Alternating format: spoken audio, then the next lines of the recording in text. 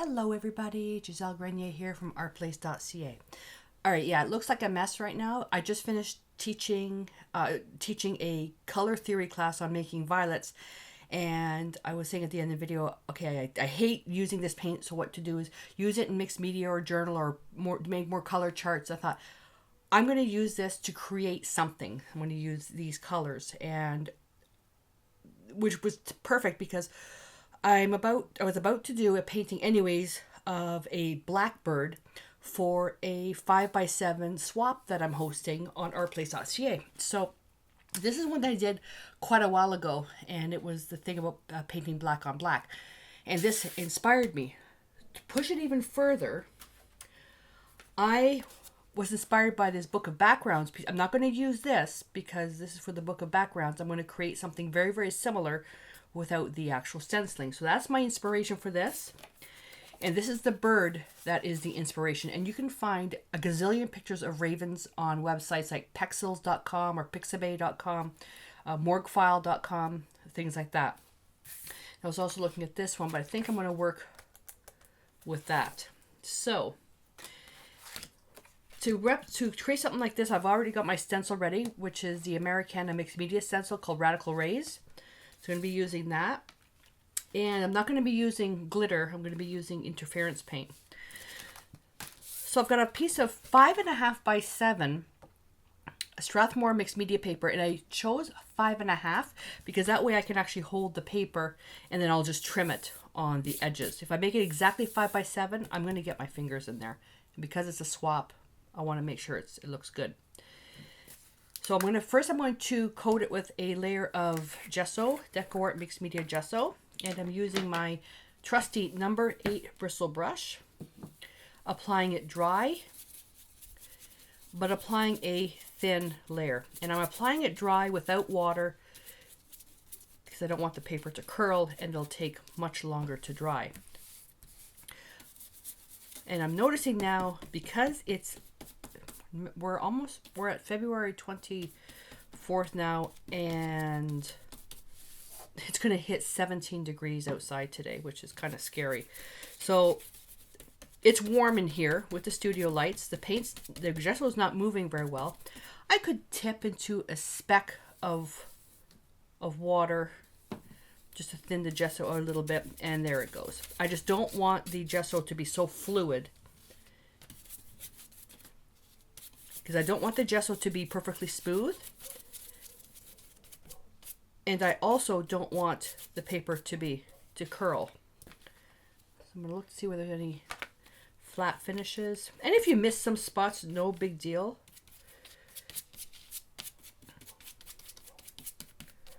Oh, Mia's arch nemesis is barking outside.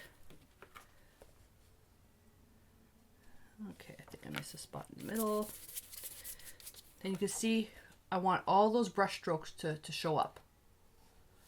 Like that. Okie dokie. Now, because we're using very clean colors, I have to make sure that all the white is off my unstick mat. And I'm going to cap that. And I'm going to dry this with the heat gun. Again, I know this is confusing having all this here, but once the background is done, we're going to smush all this paint together and see what we get. So this is all dry now, and I have a little bit of a brush hair stuck in here. I don't care. So the colors I'm going to be using for the background are DecoArt Media Fluid Acrylics, Hansa Yellow Light, Derylid Yellow, Vermilion, and Quinacridone Burnt Orange. You can color mix, though you could probably color mix these ones here. That would just mean I have to bring in a red, and to get the color I'm looking for, it's easier using these ones here. So, and I'm going to get a large, I'm using the Majestic brushes because they're nice and soft, 1-inch wash. And I'm going to put a little bit of water on there. And I'm going to dampen that brush. Hansa Yellow Light, want it very, very washy, very wet.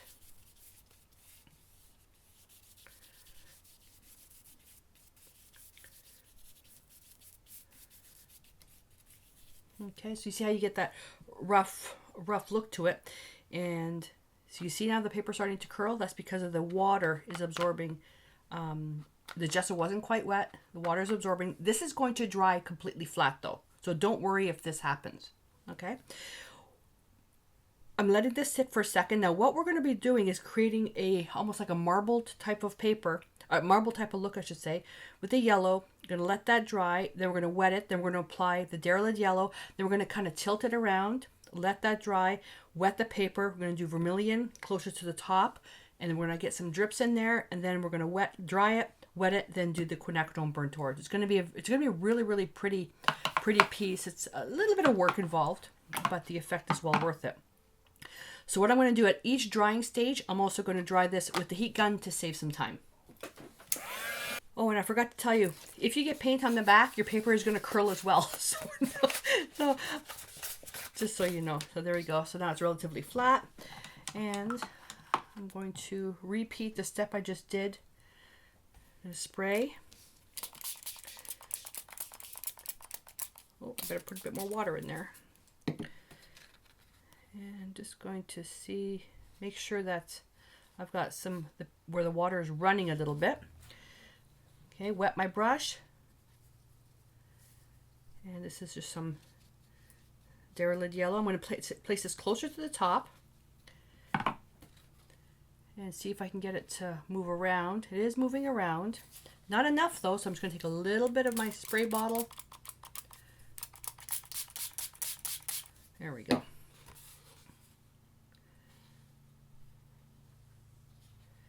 And then on the bottom, we're going to have some dripping, which is natural. So you want something like that.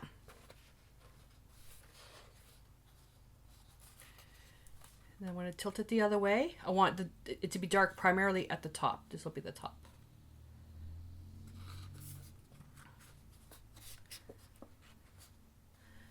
Put a little bit of another little spray, not much.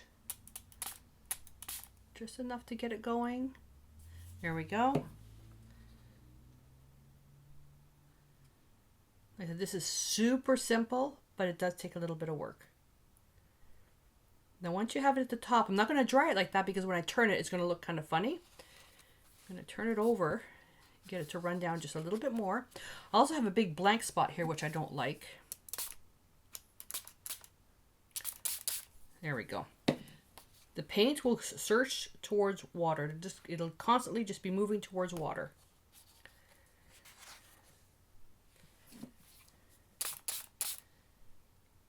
And then when you have something that you really like, then stop. Whoopsie. Dried paint. So I'm liking that. All right, so I'm going to dry that with the heat gun. I'm going to really rinse that brush. I'm going to put that aside. I'm not going to be using that one now. What I like about using the Majestic and the Soft Grip and the Aqualon is that because they're plastic, the handles won't crack. So I always leave the brushes in water a little bit longer than I should. Which is something you shouldn't do. All right, so I'm going to go to now a smaller brush. So I want to control more now where the vermilion is going to go. Look at that. I just got my bottle in paint.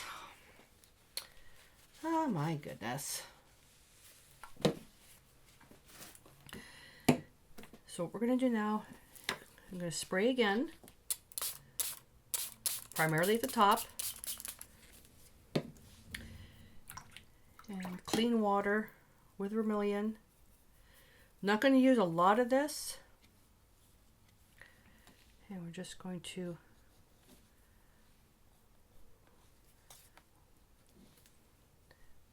brush this at the top and get some drips. Then we're going to spray again. You have to make sure there's lots of water in this.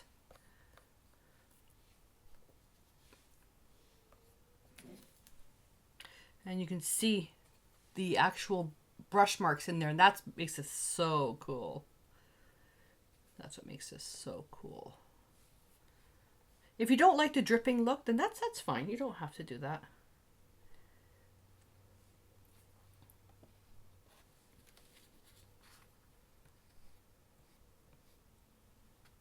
It's going to search out water.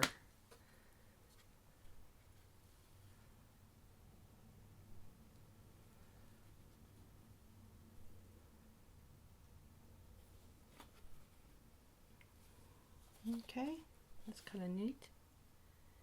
And the good thing about this, because we already dried it, if you don't like it, you just spray it and then you can wipe it off. Just don't wait too long though, because when we're working with acrylics, acrylics are permanent when they dry.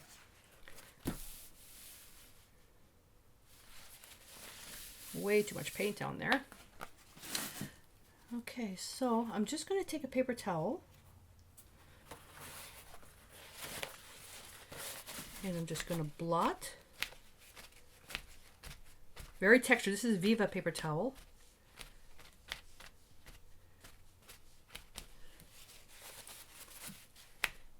And just blotting that. This effect here is because I didn't have enough gesso on there. No big deal. Doesn't matter to me. And I'm going to dry this. Now the quinacridone burnt orange, and this one here, you may want to put a layer of satin varnish or matte varnish on this if you're not sure if this is going to work. Especially if you're first time, when you're putting a varnish on there as a barrier layer, when you put your paints on, you can always wipe it off. I've never done this technique with this color, but let's wing it and see what happens. Spray again.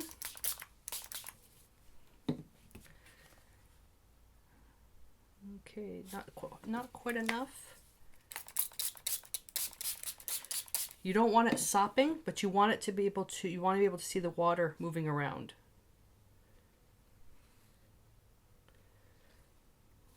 Okay. And because this is a more of an opaque pigment, the quinacridone burnt orange, unless I physically wash my brush, I run the risk of having some paint in here.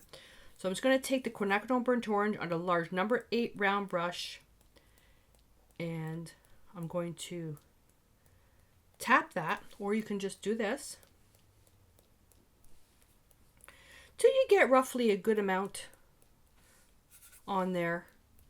You don't want a complete solid coverage. Doing it that way, I got paint everywhere on my watch. Okay, tilt it around. You get a mosaic look. And if you're not getting enough movement,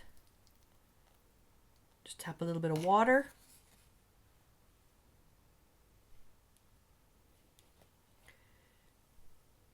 And you're going to start getting some nice marbling. As long as you don't let it dry, you'll be fine.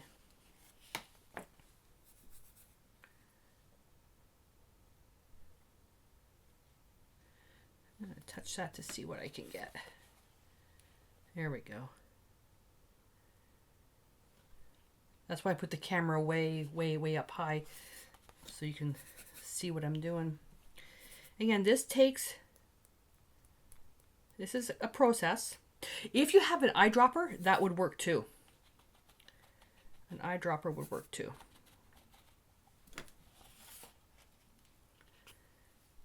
You just want to get a nice marbled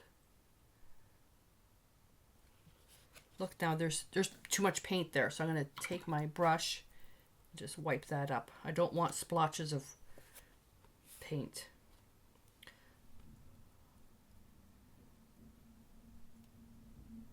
And this will take probably 2 or 3 layers to do. Okay, so that's the first layer. Okay, so I'm going to dry that with the heat gun, or you can let it dry naturally. Okay, now we're going to repeat it again.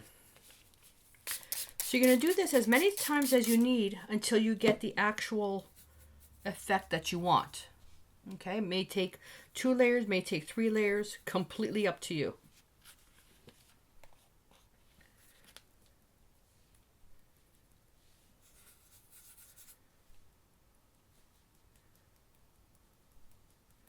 Completely up to you.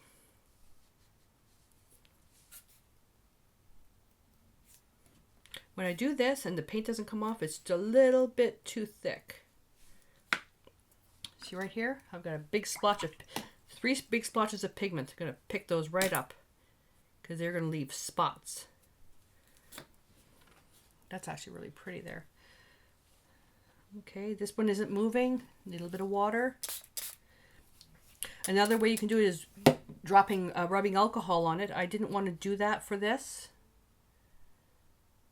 So I was doing another technique earlier on with rubbing alcohol. I try to limit anything with rubbing alcohol to no more than 1 project a day, because rubbing alcohol does smell. It's not terribly good for you to inhale. In the summertime, I do a lot more of those types of projects. I'm going to pick a bit more pigment.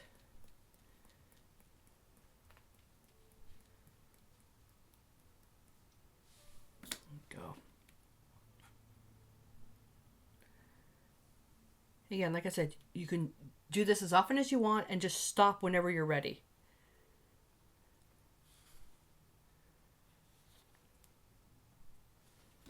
I'm going to take a paper towel. I'm just going to blot it right here. See how you get all that variegation?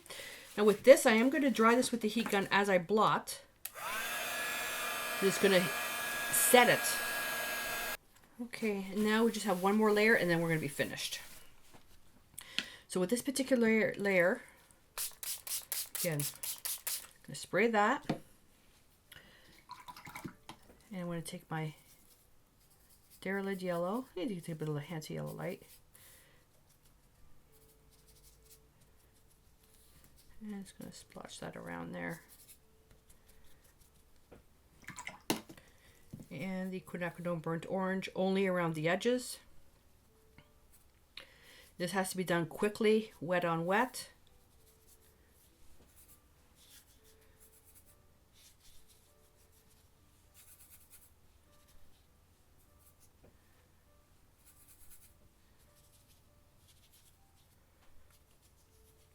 And this project, the painting the Blackbirds, is a tribute to Alfred Hitchcock. Heat gun. Oh no, not the heat gun yet. So now I'm just going to bring that a little bit towards the center. Now this step I'm going to do here, I am not going to stop the camera while I heat set it, because I want to show you the technique I'm going to use with the heat gun. I'm going to be pushing the paint around with the heat gun.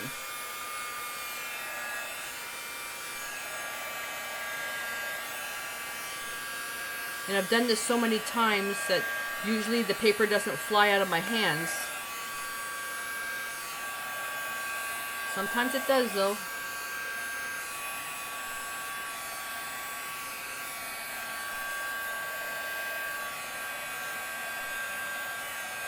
There we go. Now we're getting all that nice vignette style edges. Let that stuff run.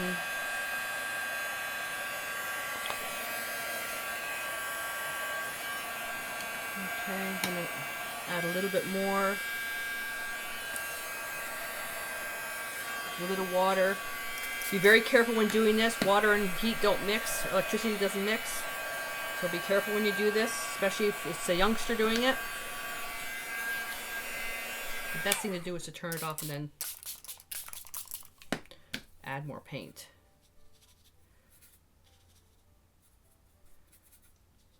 Do as I say, not as I do. I've been doing this so long, so I'm comfortable with doing this, but if you're a youngster, a young person, make sure you turn off the heat gun first, or your hair dryer.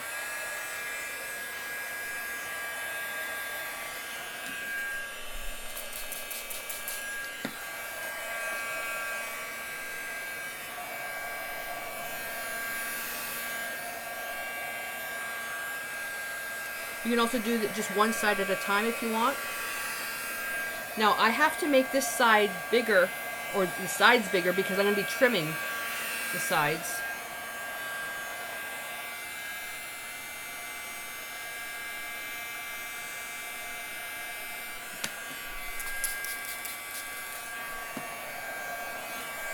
See where I touched my fingers here? It lifted the paint off.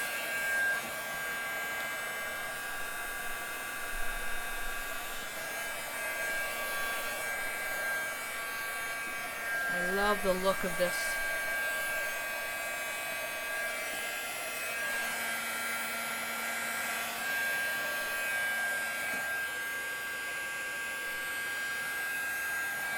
Don't forget, the bird's going to cover a lot of it.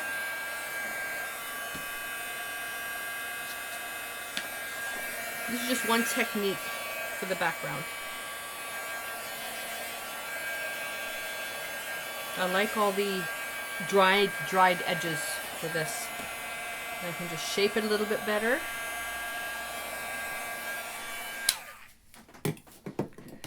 My paper towel again. Just want to make sure that that corner is not going to be cut off. So I want it very dark.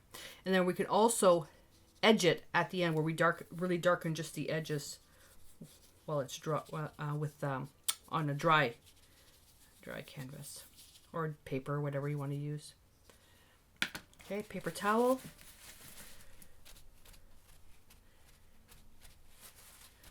Just blotting. Okay, keep it nice and rough like that. Okay, let's clean this up. And you can do this a whole bunch of times. It'll never look the same. It'll always be different. Okay, now I'm going to do a final dry on this. So I'm going to take some Decor Art Media Fluid Acrylics Interference Gold. You have to shake that really, really well. And I'm going to apply that through this stencil. And I'm thinking I'm going to put the sun ray right about here. That way when the bird is looking back, he'll be looking right up here. So I'm going to be using a nice white bristle 5/8 inch stencil brush to put that on. Now, typically when we do stenciling, we should clean our stencil right away. I'm going to be doing multiple layers of this very, very lightly. And I'm going to be drying it with the heat gun.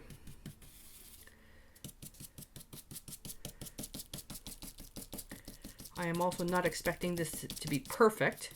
This is extremely fluid, so it's very likely that it's going to seep underneath the stencil. Okay, oh shoot, I moved it. So I did one layer and I dried it. You can see just a little bit, and I'm going to do one more.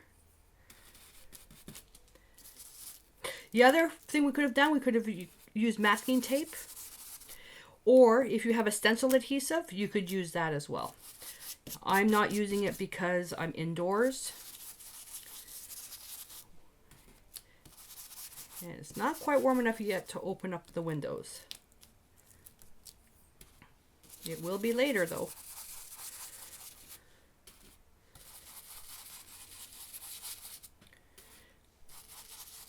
What I can always do is if it's still not intense enough, I can always with a square brush and just brush over it. Looks like there's a lot of bubbles here. It's because it's very fluid and because of the bristle brush.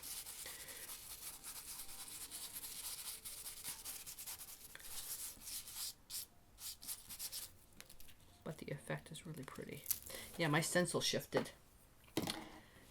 Yeah, you can see the edge there. My stencil shifted. So let's dry this. All right, so that's all dried. I ended up using rubbing alcohol on the stencil to clean it. Now it looks almost like new. All right, I also put a layer of gesso on the back just to reinforce, because I don't want whoever I'm going to be giving this to have it all splotchy. So it'll help when I put if I put a label on it or something, it won't show through. Alrighty, so now the moment of truth, the bird. So you can do the bird freestyle. You can copy a photograph. I recommend if you want to use a photograph, use something like the lineless grid system to get your proportions accurate. Otherwise, you can freestyle it to make it more funky. All right. So to get the sketch started, I'm going to use a combination of round brushes. Okay, so I'm going to be using a number 2 and a number 8 round. Adjust the brush size to what you're working on. The bigger the brush, the better. So you don't get caught up in tiny little details. So I'm going to now take my palette knife. Now I don't recommend you do this on your no stick mat because this is what's going to happen. I'm going to take all the red, which some of it's dried. Some of it has dried. Take the blue. Yeah, it's dried. It's dried. Let's see if I can. There we go. So the colors that made up the red was Naphthol Red Light, Decor the Immediate Fluid Acrylics, Naphthol Red Light, Pyrrole Red, Primary Magenta, Quinacridone Red, Ultramarine Blue, and Phthalo Blue, and the Decor Traditions Naphthol Red and Naphthol as Hue.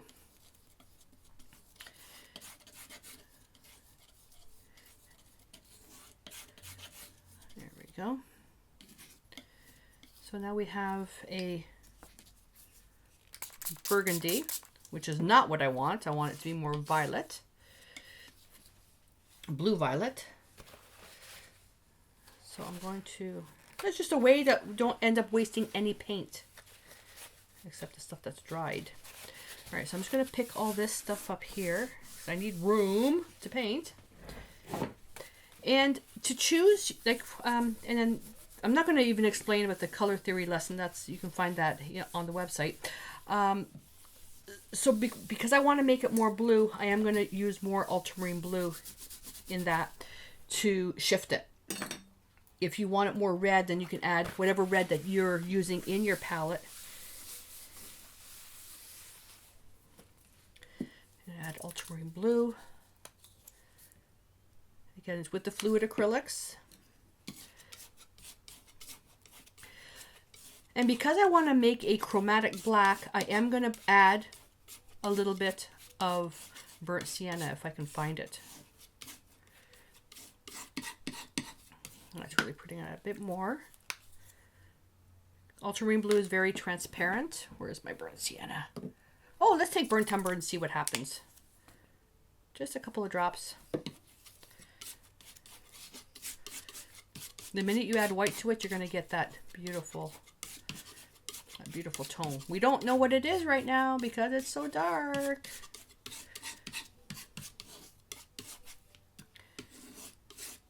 Yeah, and again, I don't recommend you do this on your unstick mat because you're just going to scratch the bejeebers out of it like I have. All right. Let's see what we've got.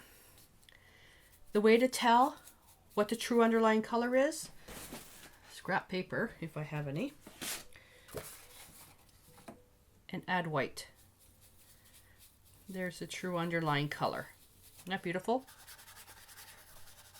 By taking a whole bunch of reds and some blues and adding more blue. That's the true underlying color. Is that strong enough? Yeah, it's all right. I would have preferred it to be a little bit more intense. Well, what if we add a little bit more? What if we add some phthalo blue to that? Not a lot. We know what happens when I use phthalo blue.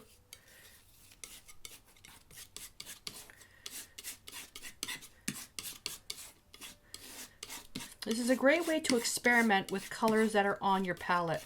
So that way you don't waste paint.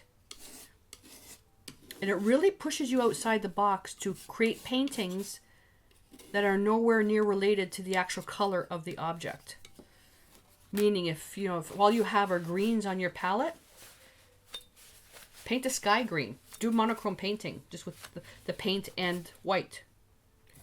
Get yourself outside the box and that's the way that you learn. Okay, where's my brush? Seriously, how did I lose my, there it is. Sorry. Sorry. There we go. That's a lot more intense. So I'm liking that.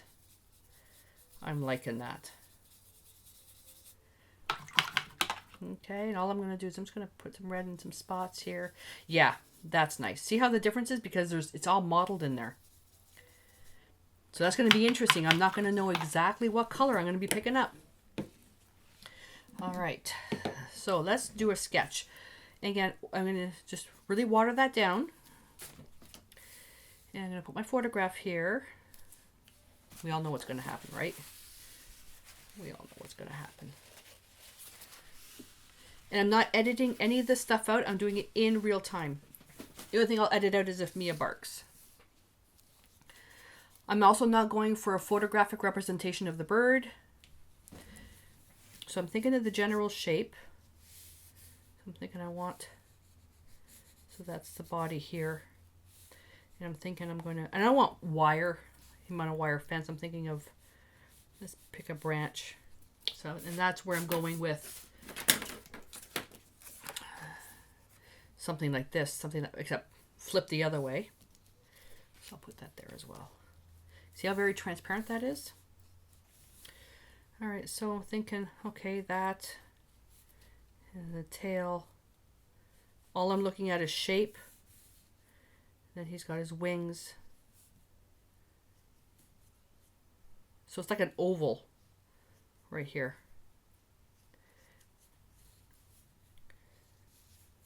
Okay, then his head curved. Now this is where I always get stuck. I always make the head too small. So if I think of, it's like the beak and then it just juts right out. So I've already got the shape wrong. So I got to put that out like this. Okay. Really put that out there. And now thinking of the ratio between the head, and this is where the lineless grid system would really come in to help you. So come in, and I'm just mimicking the shape. I always end up making the head too small. Also the body here, way too small. This really curves out. Always checking. In a way that you can really bypass thinking to draw what you think you see. Draw or paint it upside down. That's a really good way. So I'm just going to take the rest of the paint and I'm just going to, in the direction that the fur is growing, I'm just going to paint some marks. And I'm picking up different areas of the palette, picking up paint from the different areas because I know the colors are all different. And the reason why I'm doing this because orange and the violet blues, blue violets, neutralize each other. So I want to make sure that this is quite opaque. And as I do this, it's also going to create texture, physical texture for the look of the feathers.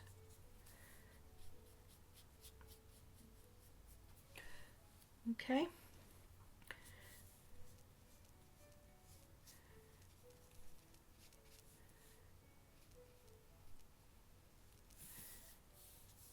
Now once, and it looks funny when it's transparent because the colors are showing through. So looking is that this is his body right here. This is his breast and his underbelly right here, and then this is the wing. So let's get that in there. And I'm going to dry this as well. And I'm going to go to a smaller brush to finagle his beak. When you dip your brush in water, make sure you don't have any water droplets on the ferrule, because otherwise when you paint, it'll come right down.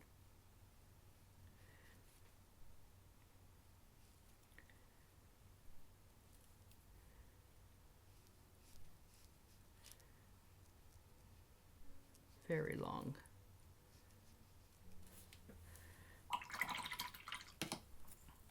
Okay. I'm going to jet out this back a little bit more.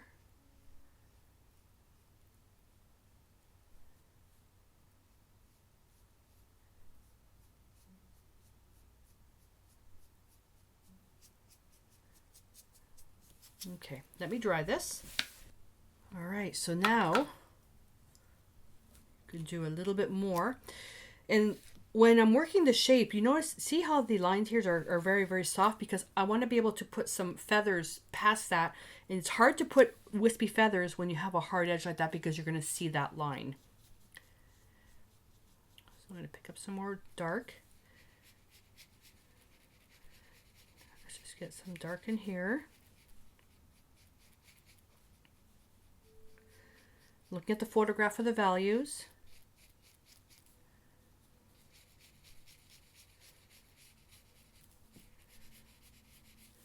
And let's see. He's right on the post, so there's really nothing to do with his feetsies.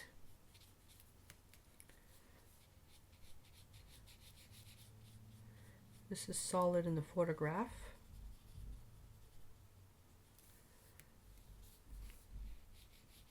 And believe it or not, somebody may be saying, oh, this is going to be so hard to paint. This is one of the easiest projects to paint because you're limited with color. You can paint this any color you want. You can paint it, you know, with blue and white, red and white, any color, because the bird is typically black. You just choose whatever color you want. So I added, this is the outside of his wing here. So I'm just going to put a few little feathers there. Now I am using the fluid, primarily the fluid acrylics in this, so it's multiple layers is required. And this is for a swap, so if I was doing this as a commission or a formal painting, I would use the Traditions, which is much thicker. Then I could add water. If your paints are too thin, you can't thicken them up unless you let them evaporate. And if you add a thickening agent to your paints, they're going to become more transparent. Or depending on the brand you use, more opaque, and then you're kind of defeating the purpose of a limited palette.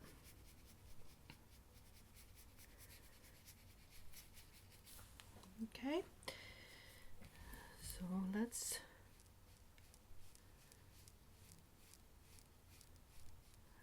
round that out a little bit more.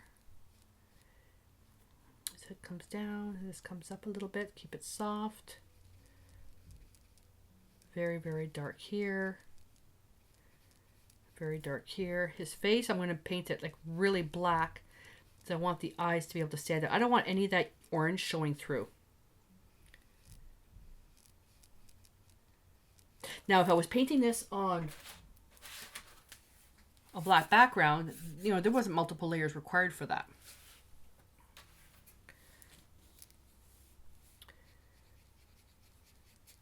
And some of that orange showing through is fine. Now, so if I tilt this a little bit, and I'm thinking of the branch there, so okay, that's coming down. Got a little bumple here.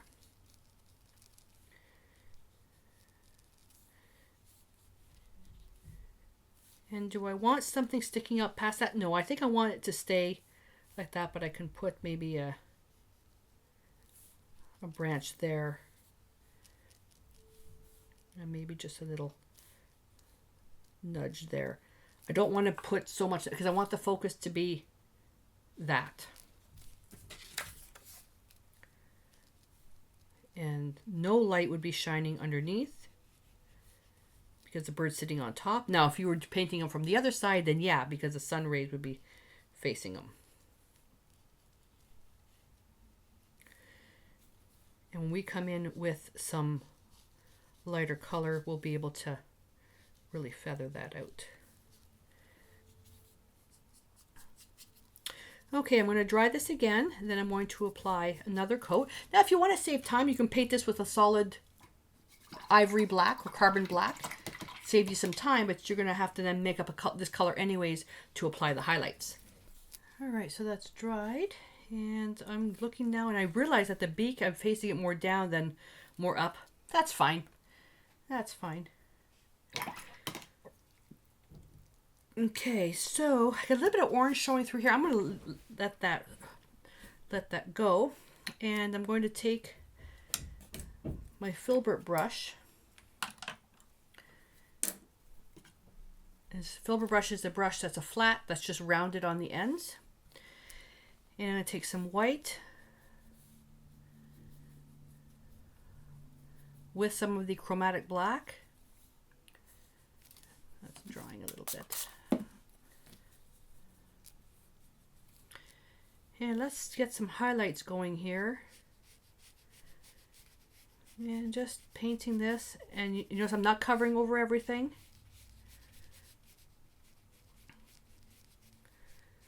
Get his wing going.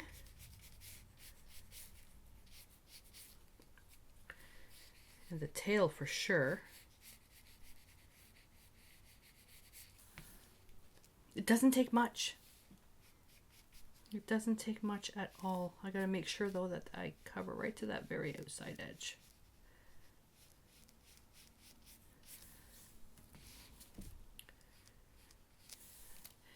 And then I'm gonna pick up white, go to a different area, which is more blue, a bit more fluid.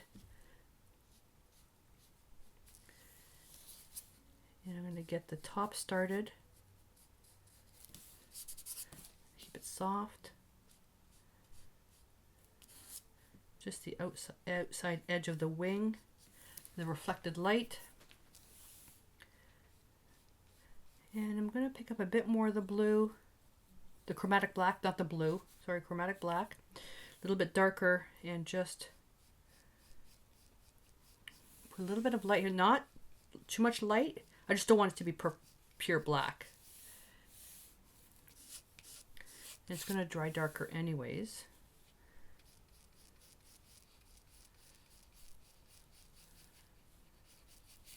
Okay. It doesn't take a lot, does it?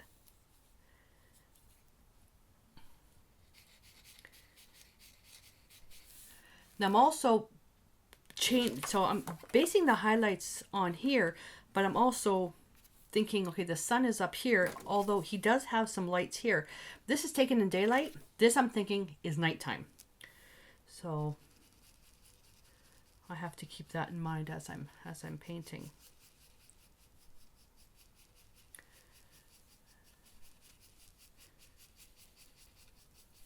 And this, that's way too dark. See, when I've got the glare here, I can't see that. So you know how to fix that? I'm not editing this out. I'm going to pick up some dark right on my dirty brush. I just give it a slight rinse, and I'm just going to add a layer of the dark. Short choppy strokes. Okay, and I'm going to bring that right up.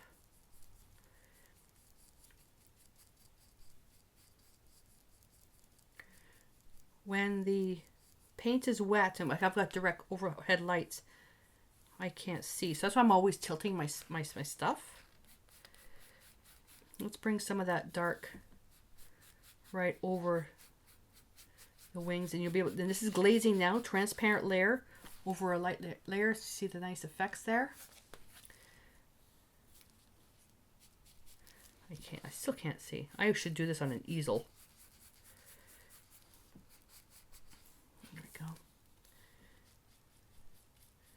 Put more of the dark here. Still too much orange showing through.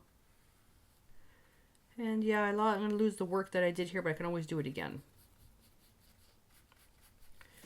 There we go. There we go. See? When you're painting a bird, it's all about the layers. All about the layers.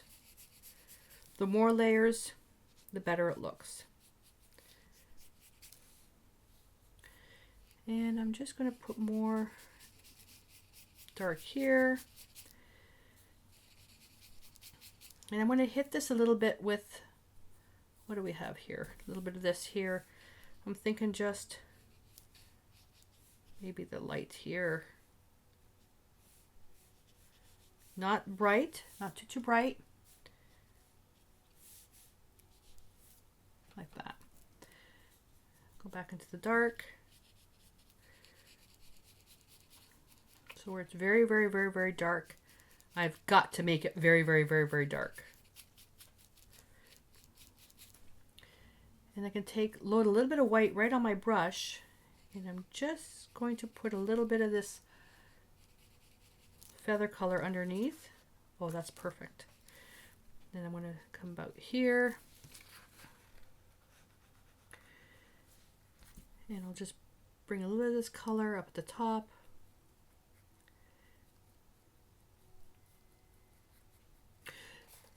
Oh, now I know what that line is. I was wondering what that line is. That's from the sun ray. Okay, so for the future, keep that in mind. See the lines? That's the interference paint coming right through. It's doing its job. It's supposed to do that. See? Even the effect is different.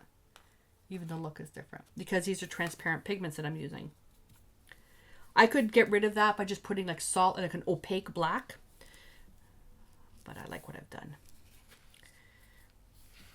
Okay, at the top, I'm going to switch to my little, whoopsie, my little baby round.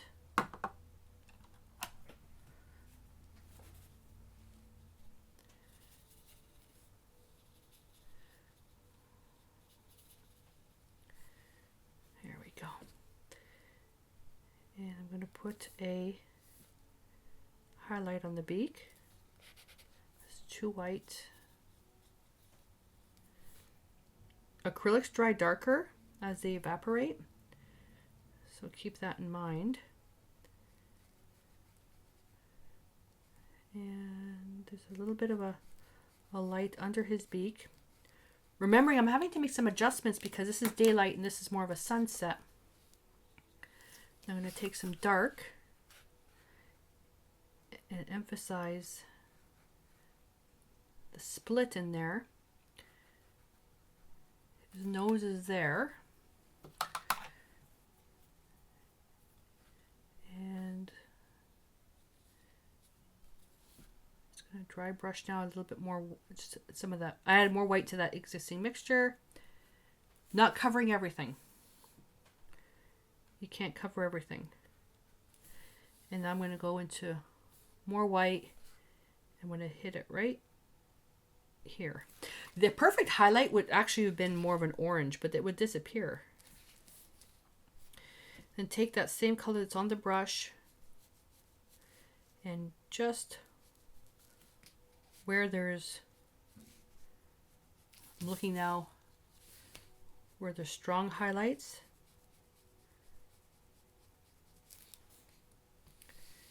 And there's also here. And dry brushing. You see, it's extremely dry. It's extremely dry. And as the paint runs out, that I can go around to the other areas where I don't want it to be that bright, and just add some of that in there.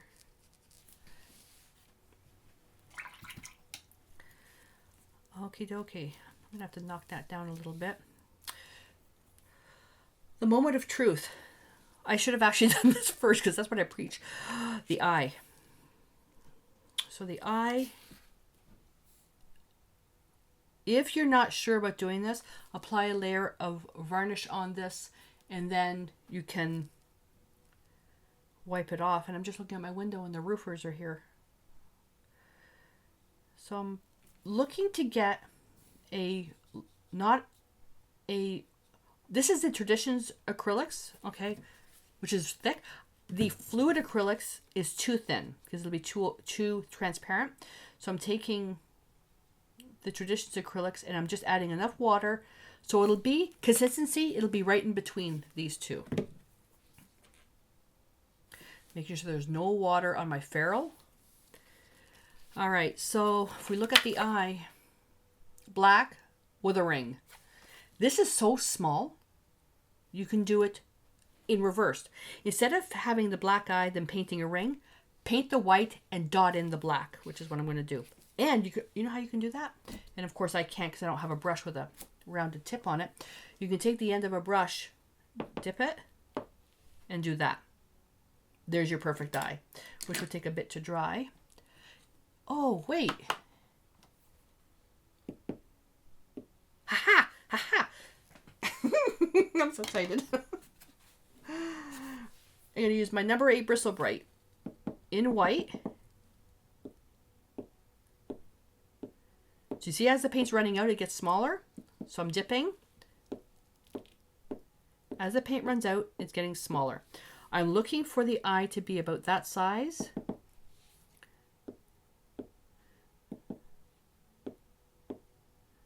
Okay, so let's put it right here. Ooh, does he ever look funny? Does he ever look funny? That's got to dry now. You can't even play with it. Where did my little brush go? Oh, seriously. Oh, there it is. I keep losing my brushes. What I am going to do, though, don't know if you can see that. See the peak? See that peak of paint? I'm flattening it out.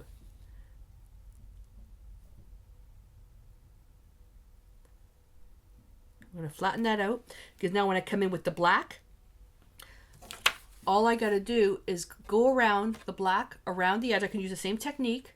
So it'll just have a ring and then that highlight in the middle. All right. So while that dries, and Mia's going to start barking because she just realized the roofers are on the roof across the way. As the pieces are drying, I can come in and just do some more touching up. Yeah, that looks really funny, doesn't it? That looks funny. Constantly blotting my brush. Constantly blotting my brush. Coming in with different values.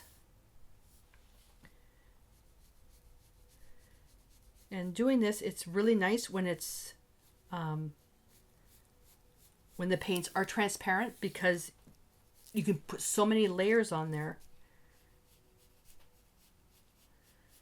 So just wispy, wispy, wispy. And some of the paint came off here, which means it wasn't dry.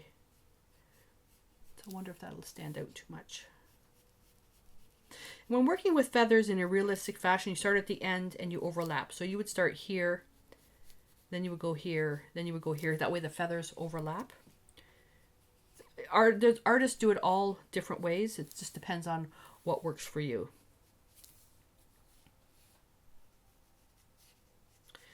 And I also did another painting, Edgar Allan Poe with a raven. I'm not obsessed with, I don't know why I love painting ravens.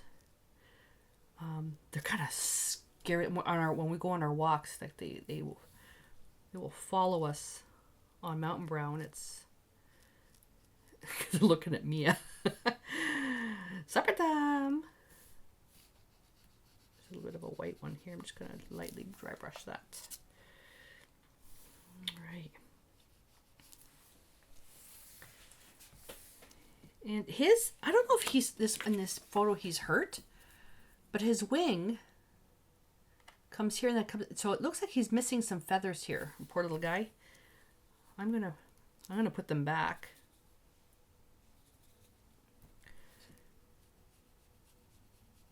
You know, we always like to say nature is perfect, not all the time. Not all the time. I need to make a much brighter highlight here. Not do that, not like that, not like that.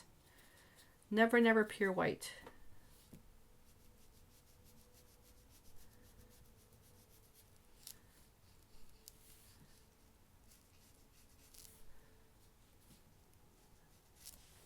There we go.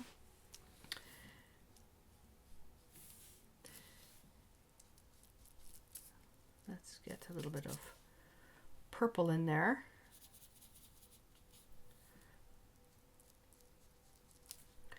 Take a speck of white.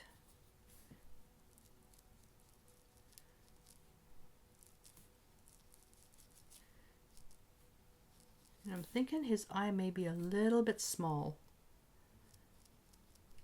His eye may be a little bit small.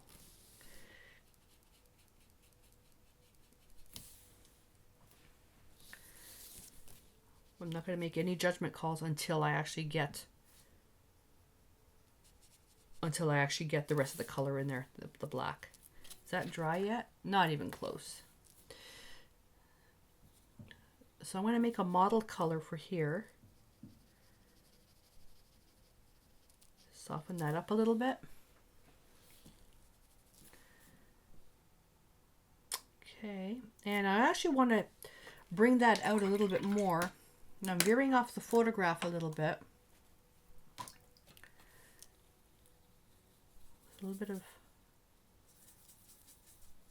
making it just a little bit lighter.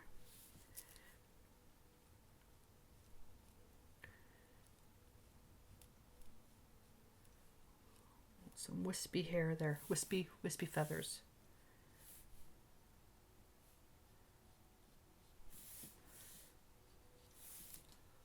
Okay. Now I can't see his underbelly, so I'm having to kind of assume what it looks like. Can take some more of that It's just a little bit lighter. And I can add some more detail lines. Again, with feathers, the more details, the more layers, the better. Actually, with wildlife in general, the more layers, the better. It just looks more realistic. Okay, I'm going to pick up a speck more white. Not a lot. That's too much. Playing with the values now. How was that? I can't see. Oh, that's perfect.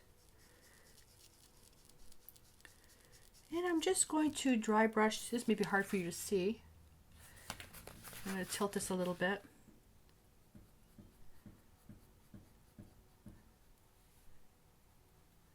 I am so surprised she's not barking.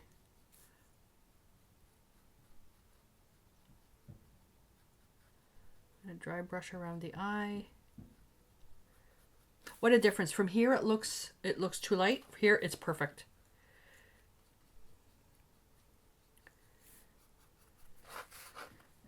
And it's like no light hitting here and there's no light hitting here. So I have to make this even darker. Just using what's in my brush. And how freestyle you do this is completely up to you. If you want to make him even more wispy, then go ahead.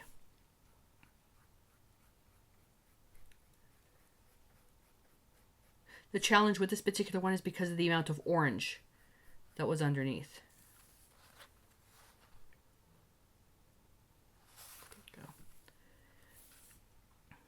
Okay, let's darken that a little bit more.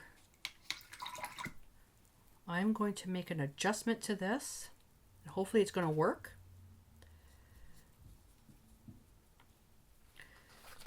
And I'm going to put the crown here. And he's got, this is where the nostril is, right in there. And hopefully, considering this is a sunset, hopefully this will be the right value. If it's not, what's the worst that can happen? I painted again. Okay, with the dark, fine point.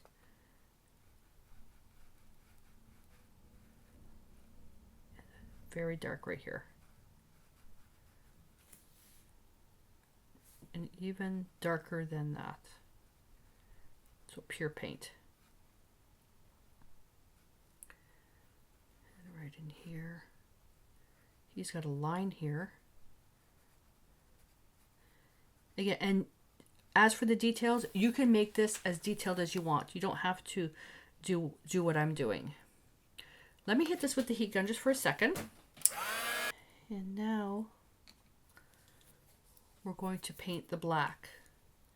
Typically when I'm working with the black for the pupil, I will use actually ivory black. Let's see what we get with this. I'm going to do it freestyle. And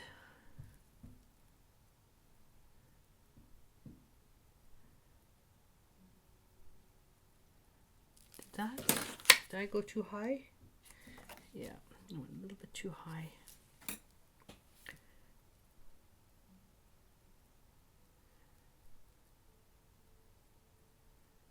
There we go. And just going to touch up.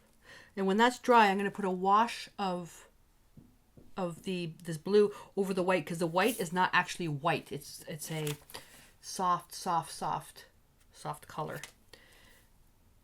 And I'm going to take the white, hit it with the highlight. There we go. Now he's not so scary. And you could then say, okay, it's finished. You could leave it, the way it is right now if you wanted to. I'm going to push it just a little bit further. And I'm going to further highlight, build up more layers. Making sure that I don't pick up pure white. White, and then I go right into the paint. Pointed brush. It's very bright on the tip. And I'm just going to take the brush and I'm just going to dry brush the beak a bit. That's too bright. I gotta tilt this.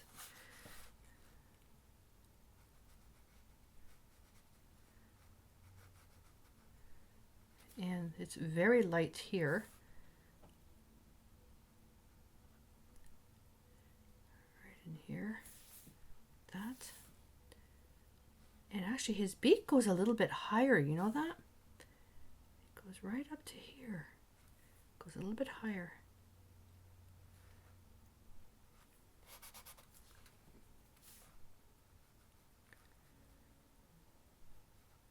Yeah, his beak is much higher. He's got the crown there.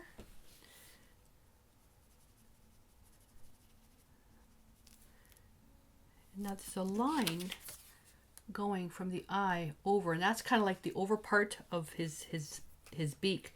Over part. I'm sure there's a technical word for this.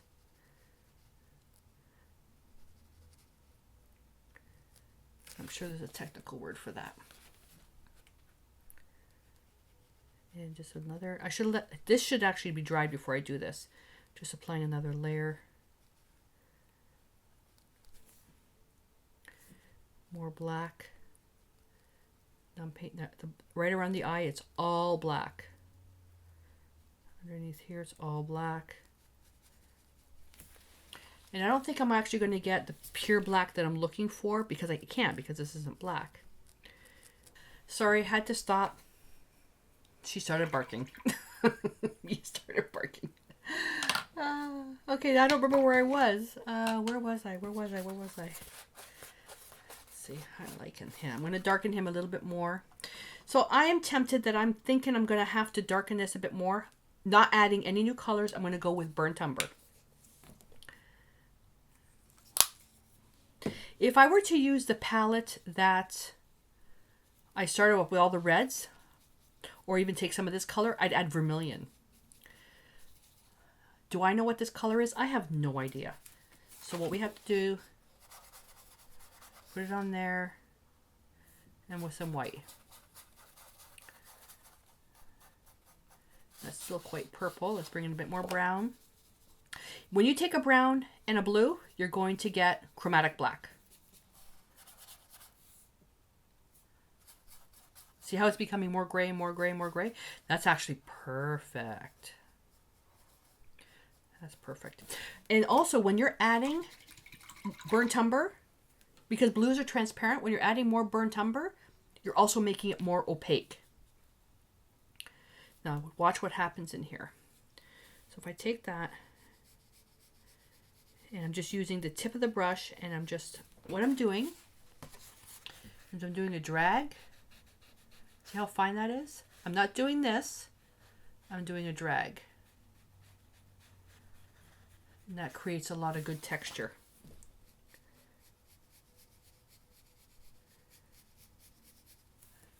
Where am I here? Here we go. I'm going to take that color here. I'm going to put it down here as well.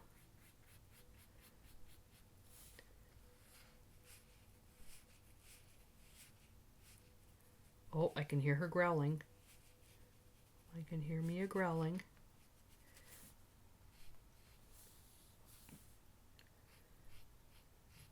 Mia?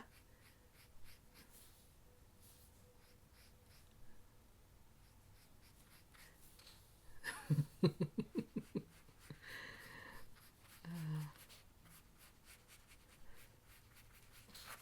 we go. I'm so glad that we can just have a conversation and then get interrupted with Mia barking. So I'm basically putting in this mixture of the chromatic black where it's really dark. See the difference? We'll really know the difference when it's dry. So coming in here, I'm following the values now, right in here. And although this is a simple painting, it is taking a long time because of how much orange was underneath. And so again, if you want to save time, just paint the bird solid black and then go on top of that. But I want to see what would happen.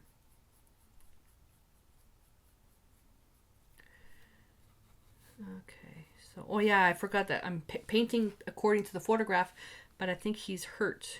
He's missing part of his wing here.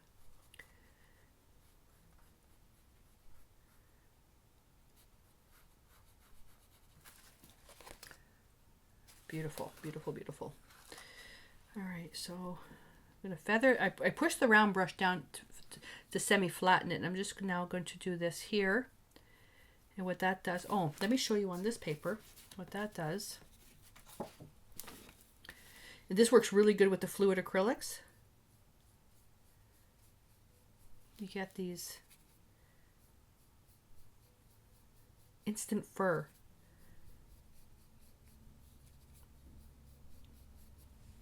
That's what I'm doing. And this takes practice. It should, because you have to load the brush with just the right amount of paint. So practice, practice, practice to make sure you're not loading it with too much water.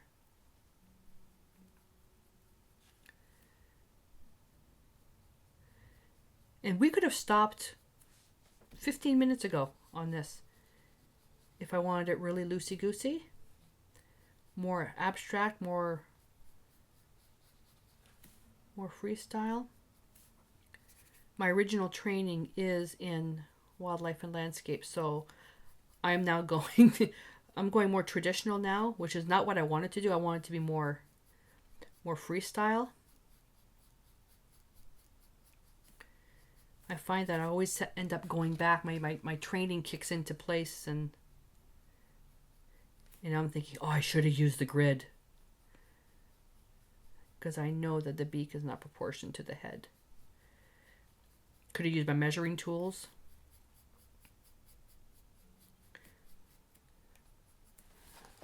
I love that texture. Love that texture.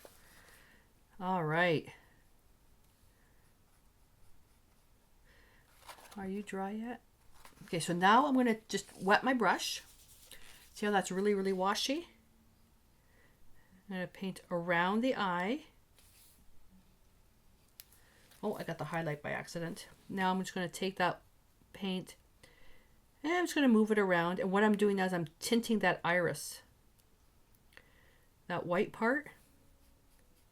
And this is a glaze, so we're not going to lose any of the detail that we did. It's just basically staining the layer. Slow down.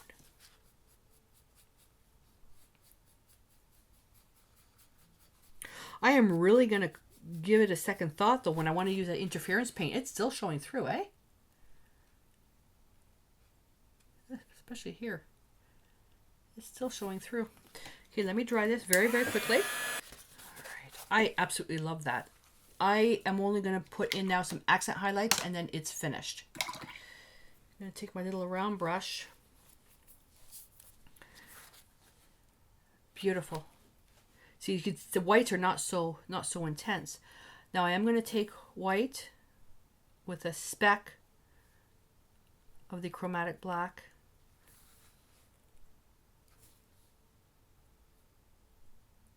Make sure I have a really fine point on there. Not like that. This brush is a little bit big. A little bit big. And that's already dry, so I'm going to just fix that, going back to the dark. Oh, see what happened? Look. Water ran down the ferrule. So do as I say, not as I do. Paper towel. Then you run the risk, when you're doing that, you run the risk of picking up the paint if it's tacky.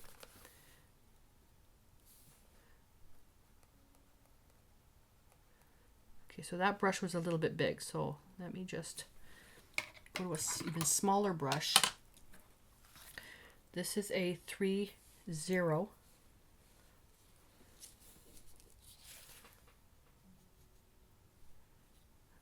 that chromatic black? Fine, fine, fine, fine point. There we go.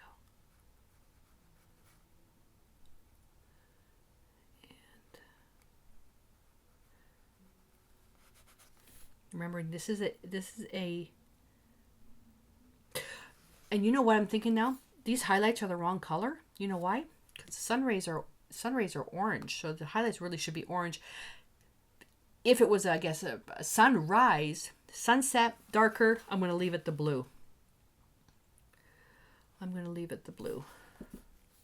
Okay, so the sun's hitting the back. Make sure that I have good hits of highlight.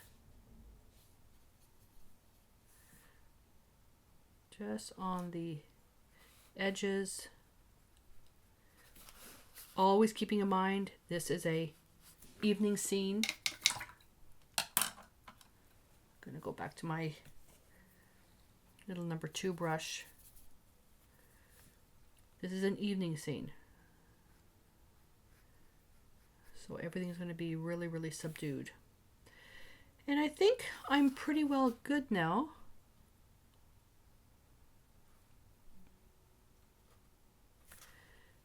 I want to do one more thing. Chromatic black. Really fine point and just redefine the separator between the upper and lower beak. I'm sure there's a technical word for that. And that's it. That's it for that. So I was thinking what would be really cool to put splashes on here. Not gonna happen. Not gonna happen. I was thinking about putting some splashes. Like this was inspiring me. This here, just putting some splashes on it. But no, I'm not going to. I'm liking that just the way it is. So I'm going to clean this up now. I was actually thinking about putting this into a container. I'll never be able to make this mix again because of all the paint that was here. I have no idea what the ratios are. So that's a really cool mix. I'm going to clean this up and then I'm going to show you how to varnish this.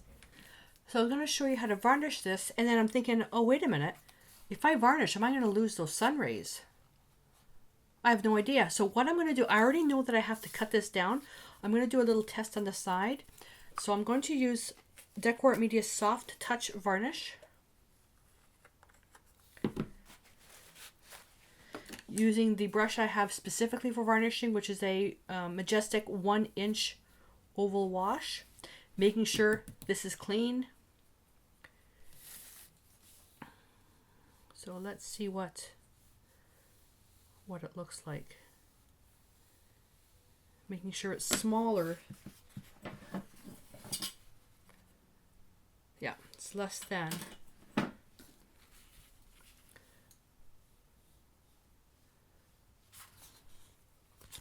So that'll be interesting. Now you can let this air dry, or you can speed it up with the heat gun. I'm going to speed it up. So you do lose the effect of the radiance.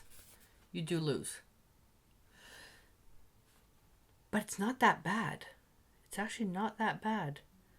I think I'm going to apply, I think I'm going to do the whole thing. No, not think, I am.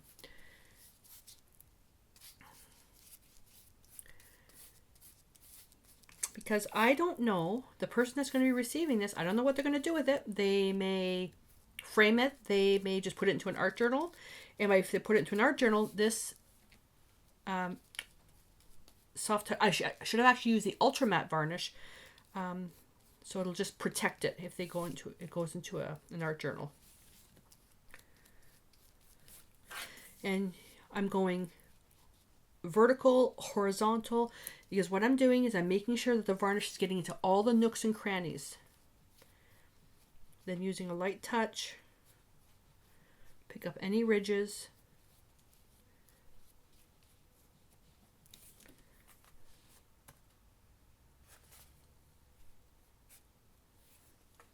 There we go.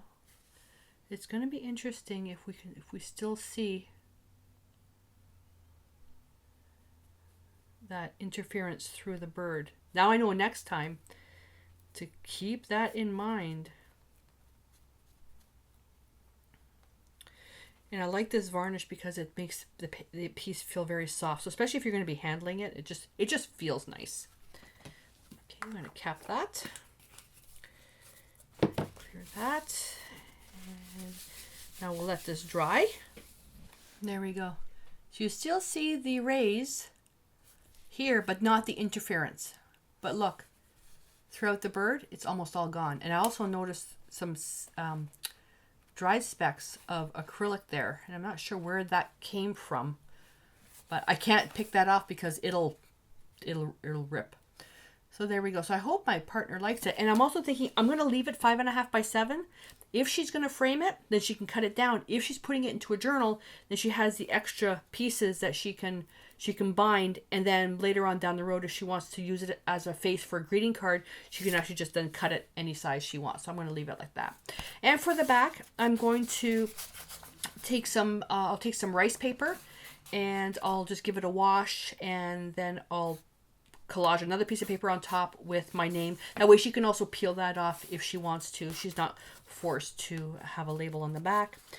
The only thing left to do on this, which is the part that I cannot stand doing, is signing. And when signing, I'm going to use a color that's already in the piece. I'm going to use burnt umber because it's subtle. And I'm just going to put my initials.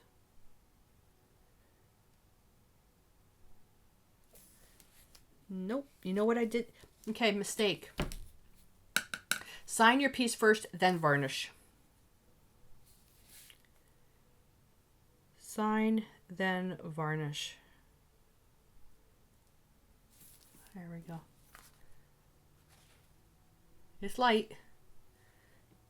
It's light, but it's doable.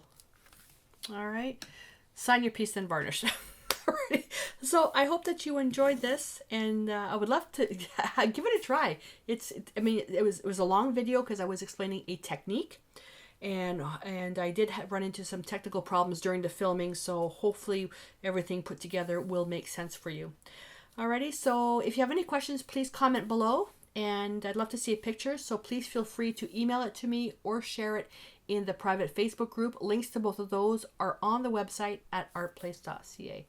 All right, you guys, I'm ready to clean up and get ready for my next project. So until I see you next time, stay inspired.